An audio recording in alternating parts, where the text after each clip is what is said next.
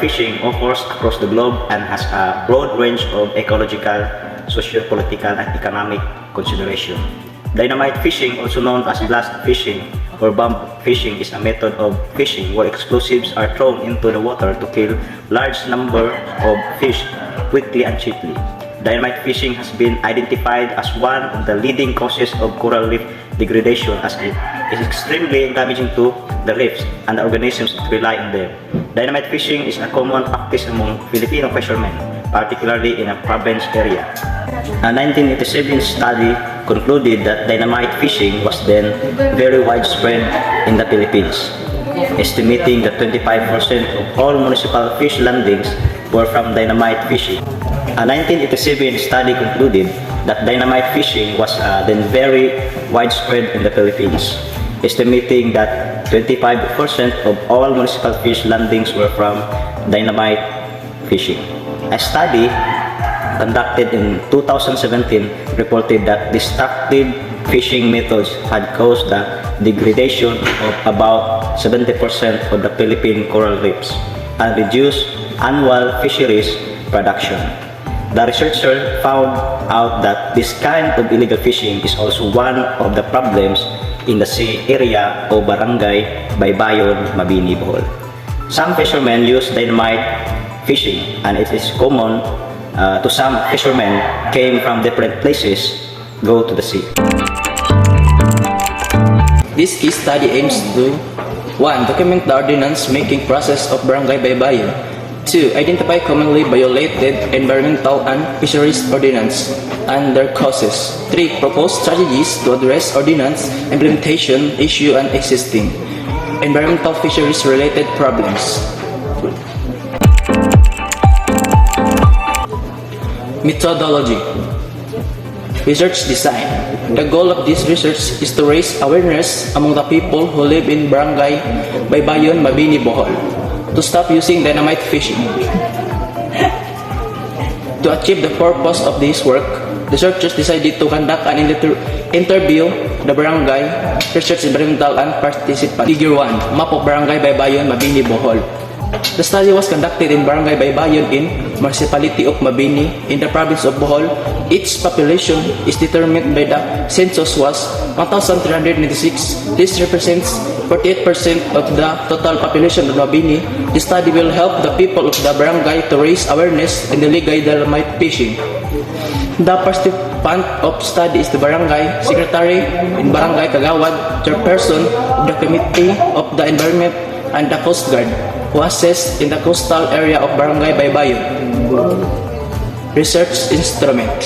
When conducting the study, the researchers used questionnaire about the ordinance making process in the environment. The researchers obtained formal consistent interview face-to-face to the selected participants. Data gathering procedure. With the consistent from the College Research Committee of Baisukandihay Campus conduct the study outside the campus, the researchers requested permission from the barangay captain to conduct the study in their area. The permission granted, the researchers also sought permission from the selected respondent of the study. After all the requests are approved, copies of questionnaires were reproduced and distributed to the identified respondents. The questionnaire was administered on the spot were collected by the researchers. Result and discussion in our study. The information gathered from the interviews focuses how the community responds to the laws and ordinance. The problem faced in making them work. Illegal fishing using dynamite fishing is one of the problems of the community, people living in this community. Then, the source of income in fishing and some of them using dynamite fishing. The reason why they do this. Result and discussion in our study. The information gathered from the interviews focuses how the community responds, the laws and ordinances, and the problems faced, making them work. Illegal fishing using dynamite fishing is one of the problems of the community, people living in this community. Majority of them, the source of income is fishing. Some of them using dynamite fishing. The reason why they do this kind of illegal fishing is poverty. Poverty, people living in the near sea of those who make fishing their source of living in the resort, so desperate measures to augment their income in daily lives. Another is ignorance, lack of discipline, violating Municipal Ordinance Number 2008-08, an ordinance advising municipal ordinance prohibiting any person from the use of fishing with explosive will be prosecuted under RA 85550, otherwise known as the Fisheries Code of 1998. Any person who violate the ordinance shall be penalized the first, second, and third offense. The barangay officials coordinate to the Bantay Dagat and Coast Guard according to them. The Coast Guard conducts a patrol twice a week, and the Bantay Dagat assigned a specific area doing also a patrol 2 set of group, one of them daytime and one of them nighttime. By doing this, the presence of the personnel of the Coast Guard and the Bantay Dagat was a great help in minimizing dynamite fishing.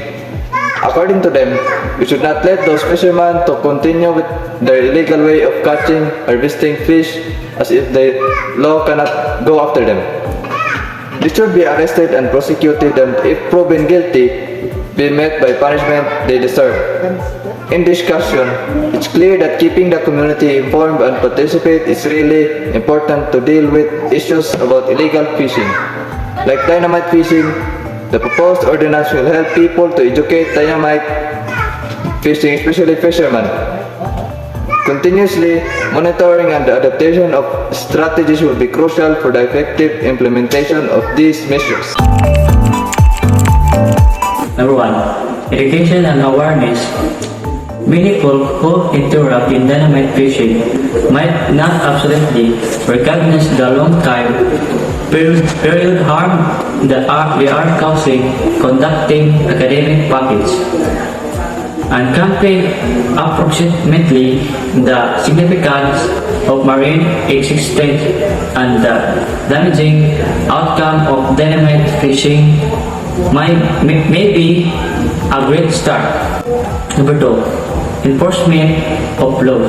Strict enforcement of current legal guidelines toward dynamite fishing is crucial. This consists of ordinary patrolling of waters and enforcing heavy consequences on the one stock conducting this practice. Number 3. Alternative livelihoods. Providing opportunity method of earnings for folk that rely upon dynamite fishing can help. This can be with inside the ship of schooling for sustainable fishing techniques or different styles of employment. Number 4. Community involvement involving nervy groups with inside the ship and control in their marine asset may be very effective. This may be executed through the status quo of marine blanketed region control via way of means of the neighborhood community. Number 5. Rehabilitation of damaged areas. Efforts have to be made to rehabilitate regions which have been broken through dynamic fishing. This can contain the replanting of coral reefs and restocking of fish population.